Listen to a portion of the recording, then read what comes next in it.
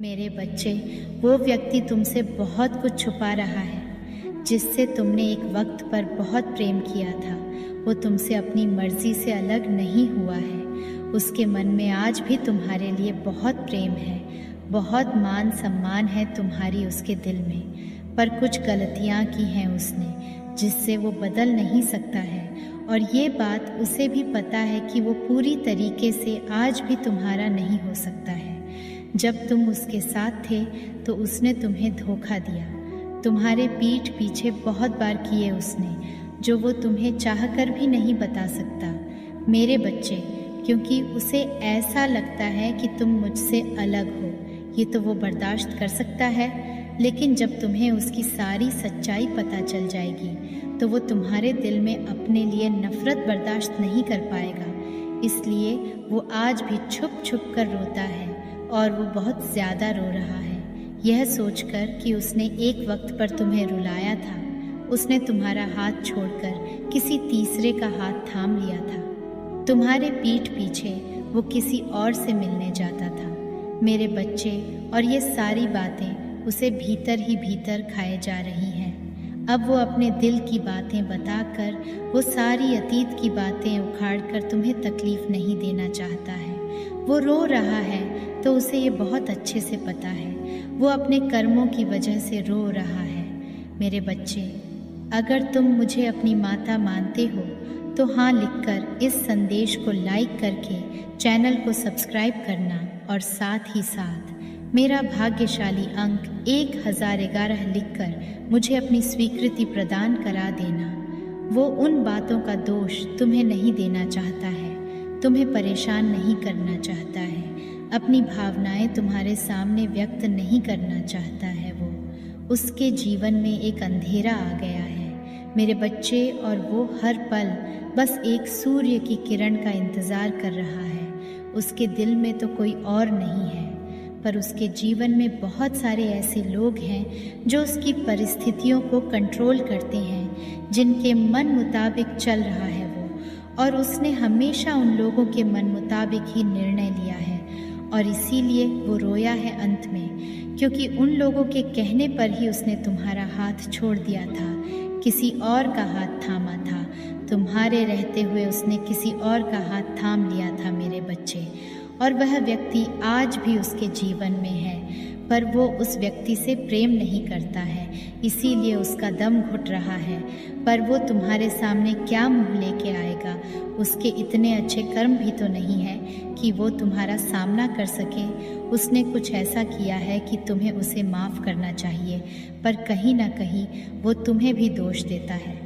उसे ऐसा लगता है कि तुमने उससे बहुत प्यार किया, बहुत प्रेम दिया, उसे इस पूरे संसार का प्रेम दिया, लेकिन तुमने उसे समझा नहीं मेरे बच्चे, तुमने उसे गलत समझा, इसलिए उसे किसी तीसरे का हाथ थामना पड़ा। प्रेम ये तो नहीं होता है, तुमने तो कभी किसी और का हाथ नहीं थामा, तुमने तो क्रोध में आकर कभी किसी और से प्रेम नहीं किया। तो वो गलती सिर्फ उसी ने क्यों की? और एक बार नहीं, बार बार, और बार बार की हुई गलती गलती नहीं होती है मेरे बच्चे, ये अपराध होता है, यह निर्णय होता है जो उसने सोच समझ कर लिया था।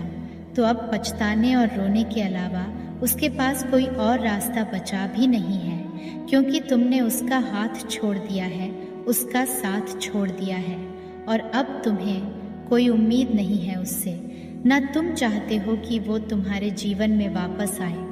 तुमने तो बहुत सारे सपने देख रखे थे, और तुम कहीं भी जाते थे तो तुम सिर्फ उस व्यक्ति के बारे में सोचते थे। पर उसने तुमसे हमेशा झूठ बोला, तुमसे हमेशा चीज़ें छुपाई। जब तुम्हारे सामने कुछ बातें आई तो तुम्हें समझाने की जगह, तुम्हें सच बताने की जगह, वो तुम पर ही आरोप लगाने लगा, तुम पर ही चिल्लाने लगा। तो आज किस बात का अफसोस हो रहा है उसे? और आज क्यों तुम उसके आंसू पोंछने जाओगे? क्या वो आया था? वो तो किसी और का हाथ पकड़कर चला गया था मेरे बच्चे। तो अब उसे किस बात का अफसोस है? और अब उसे जाकर ये एहसास क्यों हो रहा है कि वो तुम्हारे अलावा किसी और से कभी प्रेम नहीं कर पाएगा? जो प्रेम वो तुमसे करता है, जो जगह तुम्हारे उसके दिल में है, वो कभी कोई नहीं भर पाएगा। वह जगह उसके दिल में हमेशा खाली रहेगी। उसके मन में बहुत बोझ है मेरे बच्चे, और वह सब कुछ छोड़ छाड़ कर बस तुम्हारे साथ रहना चाहता है, तुम्हारे साथ एक घर बसाना चाहता है। पर वो अभी इसीलिए नहीं आ रहा तुम्हारे सामने क्योंकि उसको ऐसा लग रहा है कि तुमसे बात करने पर लड़ाई झगड़ा ही होगा, तुम दोनों के बीच की दूरियां और बारच जाएगी। अगर उसे तुम्हें अपने जीवन में वापस लाना है तो पहले उसे अपनी गलतियों को सुधारना होगा। वो सारे रिश्ते ख़त्म करने होंगे जो तुम्हें उससे दूर ले गए। तुम्हारी भावनाओं को समझना होगा, तुम्हारी कदर करना सीखना होगा, और ये बात उसे भली भांति पता है, इसलिए वो पहले इन सब चीज़ों पर काम करना चाहता है। वह अपने जीवन में खराब परिस्थितियों को सुधारना चाहता है, और फिर वो तुम्हारे सामने आएगा एक प्रस्ताव लेकर, तुम्हारे साथ फिर से नए तरीके से, नए सिरे से एक रिश्ते की शुरुआत करने के लिए। वो फिर से तुम्हारे जीवन में आएगा मेरे बच्चे, और इस बार एक अलग ही व्यक्ति मिलेगा तुम्हें। मुझे पता है अभी तुम्हें उसे देखकर ऐसा लगता है कि वो अपने जीवन में बहुत खुश है, लेकिन उसके जीवन में उथल पुथल मची हुई है। उसे हर पल तुम्हारी कमी खलती है। वो इतने बुरे तरीके से परिस्थितियों में फंसा हुआ है, हर तरह से परेशानियों ने घेर रखा है उसे। तो वो पहले उन सब चीज़ों को ठीक करना चाहता है। वो ये नहीं चाहता कि पहले की तरह फिर से तुम उसके जीवन में आकर सिर्फ उसकी परेशानियों पर ध्यान दो, उसकी परिस्थितियों को ठीक करने में लग जाओ। वो इस बार तुम्हें खुशहाल जीवन देना चाहता है, खुशी देना चाहता है, वह सब कुछ देना चाहता है। वह तुम्हें जो तो उसने तुमसे छीना, तुम्हारा हक जो उसने तुमसे छीना वो तुम्हें वापस करना चाहता है, और सम्मान के साथ वापस करना चाहता है। उसके मन में बहुत सारी ऐसी बातें हैं जो वो तुमसे बताना चाहता है, और वह अब इस बार तुम्हारे सामने सब कुछ साफ साफ रखने वाला है। अपना दिल खोलकर अपने दिल की एक एक बात, एक एक राज तुम्हारे सामने रखने वाला है मेरे बच्चे, और तुम और अपनी गलतियों की माफ़ी मांगने वाला है। तुम्हें भी इस बात का एहसास होगा कि उसने कुछ चीज़ें मजबूरियों में और परिस्थितियों की वजह से किया था। वो तुम्हें सच में दिल से कभी तकलीफ़ नहीं पहुंचाना चाहता था, पर वो ना समझ था। उसको ऐसा लगता था कि वह सबका हाथ पकड़ ढक कर चले, पर जैसे जैसे उसकी उम्र हुई, परिस्थितियों ने, लोगों ने उसे ठोकर दिया। उसे समझ में आया कि उसे सिर्फ और सिर्फ तुम्हारा हाथ पकड़ कर चलना है, उसे किसी और के सहारे की ज़रूरत नहीं है। मेरे बच्चे, अगर तुम मुझ में विश्वास रखते हो तो इस संदेश को शेयर करके मेरा भाग्यशाली अंक 88 लिखकर मुझे अपनी स्वीकृति प्रदान करा देना। मेरे बच्चे, तुम्हारे जीवन में शीघ्र ही परिवर्तन होने वाला है। तुम्हें खास बातों पर ध्यान देना अति आवश्यक है, क्योंकि मेरे बच्चे, जब जीवन में परिवर्तन प्रारंभ हो उस समय तुम्हें अपने कार्यों में भी थोड़ा परिवर्तन कर लेना चाहिए। क्योंकि जिस प्रकार से बारिश में बहते हुए पानी को यदि तुम थोड़ा सा रास्ता देख आते हो तो वह उसी तरफ ही वह कर चला जाता है। मेरे बच्चे, तुम्हारे लिए एक ऐसा समय पर प्रारंभ होने जा रहा है जिसमें मेरी सभी शक्तियाँ इस धरती पर विद्यमान होगी, और तुम उसका का लाभ उठाना, और वह लाभ तुम्हें कैसे उठाना है यह भी मैं तुम्हें आज बताऊंगी। और मेरे बच्चे, तुम्हारे लिए तुम्हारी माँ स्वयं तुम्हारा मार्ग बनाऊंगी। जिस प्रकार गर्मी के मौसम के पश्चात बारिश का मौसम भी जा चुका है, मेरे बच्चे, और मौसम में उत्पन्न होती ठंडक तुम्हारे हृदय को ठंडक पहुंचा रही है, उसी प्रकार तुम्हारे जीवन में भी गर्मी के समान समस्या समाप्ति की ओर है, और मेरा आगमन हो रहा है तुम्हारे जीवन में। मेरा आगमन होते ही तुम्हारी ज़िंदगी में चमत्कारी बदलाव शुरू हो जाएंगे। मेरे बच्चे, पृथ्वी पर ध्यान रखना कि इन दिनों में तुम्हें केवल कुछ कार्य को करना होगा, और तुम्हारे जीवन में तुम्हें खुद बदलाव देखने को मिलेगा, और तुम्हारे ज़िंदगी से सारे दुखों का नाश हो जाएगा। बस तुम्हें मेरे कुछ कार्य करने होंगे। ध्यान दो मेरे बच्चे, कल से तुम सुबह उठकर अपने घर के काम से निवृत्त होकर स्नान के पश्चात मेरे समक्ष जब भी दीपक जलाओ, अपनी भावनाओं को तुम मेरे समक्ष रखो और मेरे बच्चे यह ध्यान रखो कि उस समय तुम्हारी आत्मा और तुम्हारा हृदय साफ और स्वच्छ होना चाहिए, क्योंकि मेरे बच्चे में तुम्हारी प्रेम की भूखी हूँ, भावनाओं की भूखी हूँ। यदि तुम साफ और स्वच्छ भावनाओं से थोड़ा भी कुछ भी प्रसाद चढ़ाते हो तो मैं उससे स्वीकार कर लेती हूँ। मेरे बच्चे, इस महीने में तुम मुझे केवल अपनी किसी भी एक इच्छा को लेकर तुम मेरे समक्ष खड़े होना और आंखें बंद करके पूजा के समय उस इच्छा को बोल देना। मेरे बच्चे, जो इच्छा को तुम बोलोगे उस इच्छा को तुम्हें इस तरह बोलना है कि मेरी ये इच्छा माता पूर्ण कर चुकी है, मैं इस इच्छा को लेकर बहुत प्रसन्न हूँ। मेरे बच्चे, ये इच्छा तुम्हें एक बार नहीं बल्कि तुम्हें 101 बार बोलनी होगी। जैसे ही तुम इस इच्छा को बार बार बोलोगे, तुम्हारा रास्ता ऊर्जा से भरा बन जाएगा। तुम्हारी बोली हुई बात के अंदर एक शक्ति उत्पन्न हो जाएगी और वह इच्छा पूर्ण होने का एक मार्ग अपने आप ही तुम्हारे लिए बन जाएगा। उसी मार्ग के द्वारा तुम्हारी इच्छा पूर्ण होगी। मेरे बच्चे, मेरा आशीर्वाद सदा तुम्हारे साथ है। मेरे अगले संदेश का प्रतीक्षा करना। अगर आप भी इस संदेश को लाइक और कमेंट में जय हो माता रानी लिखते हैं तो आपकी सारी मनोकामनाएं माता रानी अवश्य से ही पूर्ण करेगी। इसलिए इस संदेश को लाइक करके चैनल को सब्सक्राइब करें। बच्चे, आपके जो शत्रु हैं वो हर समय आपकी बातें क्यों करते रहते हैं? मेरे बच्चे लोग इस तरीके की बातें हर समय आपकी इसीलिए करते रहते हैं क्योंकि उनको ये लगता है कि ये तो अपने जीवन में बहुत आगे निकल जाएगा, ये तो बहुत इंटेलिजेंट है, पता नहीं कैसे इसका दिमाग इतना चलता है, कैसे ये कर लेती है, कैसे ये कर लेता है। ये सब बातें कर कर के आपस में भी लड़ते हैं मूर्ख लोग। ये एकदम पागल से है, आपस में लड़ते रहते हैं कि ना तेरे में इतनी बुद्धि है, तू भी कर ले।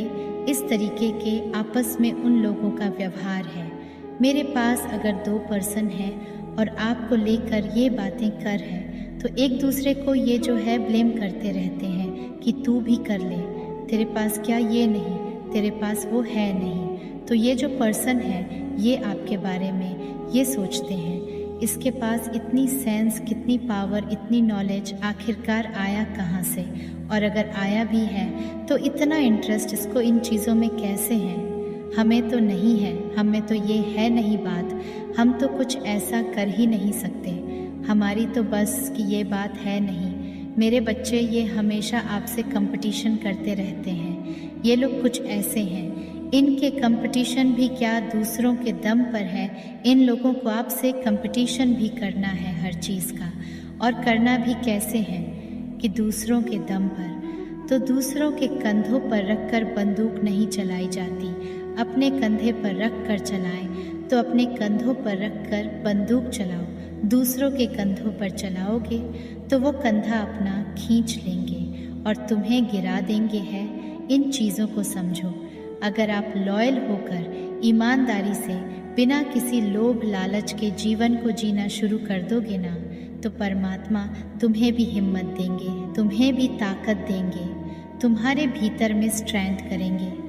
ये जो लोग हैं ना, आपकी सक्सेस को देखकर, आपके अचीवमेंट को देखकर कुछ ना कुछ करते रहते हैं, जिससे ये बहुत ज़्यादा जेलस होते हैं। मतलब उनके मन में ना आपको लेकर पूरी की पूरी जेलस वाला भाव रहता है। आप भले ही इनको कितनी प्योरिटी देते रहे हैं, पर सामने से आपको जेलसी ही मिलती है। ये पर्सन बहुत जेलस है आपसे। उम्र में भी सेम एज ग्रुप से हो सकते हैं, 2-4 साल छोटे बड़े आपसे हो सकते हैं। ये लेडी दिखती है मुझे कोई इसलिए जो आपसे बहुत ज़्यादा कंपटीशन करती है। हर समय को सोते जागते फ़ोन पर इधर उधर बस आपकी बातें, आपकी बातें, आपकी बातें। लेकिन इनको ये नहीं पता कि ये सब करके उनको मिल ही क्या रहा है। आखिरकार कुछ नहीं ना। आप तो अपने जीवन में आगे बढ़ते जा रहे हो और वो जितनी ज़्यादा नेगेटिविटी क्रिएट आपके लिए कर रहे हैं, उनको ये नहीं पता कि इन फ्यूचर आपके पास ही ये सारी चीज़ें आने वाली हैं। क्योंकि आप तो रिसीविंग मोड में है नहीं, तो ये लोग बहुत डाउन रहते हैं। इनकी लाइफ में खुद का कोई भी काम नहीं है। ये कोई कपल भी हो सकता है। ये ना कुछ ऐसा कपल है कि दूसरों के सामने बहुत अच्छा बनने की कोशिश करते हैं, लेकिन दोनों अंदर से खाली है। दोनों खाली हैं। इनको दूसरों के लिए करने के लिए, दूसरों के लिए जीने के लिए कुछ भी इनके पास नहीं है। इनका जो नेचर होता है सिर्फ छीनना, दूसरों से छीनना। इनकी यह भी नेचर है कि हमेशा दूसरों से सब कुछ छीनते रहते हैं। दे दो दे दो दे दो। एकदम भिखमंगे टाइप के लोग हैं, बिल्कुल सड़क छाप थर्ड क्लास क्वालिटी वाले ये लोग हैं। आपके भीतर एक इनर स्ट्रेंथ है, इनर पावर है।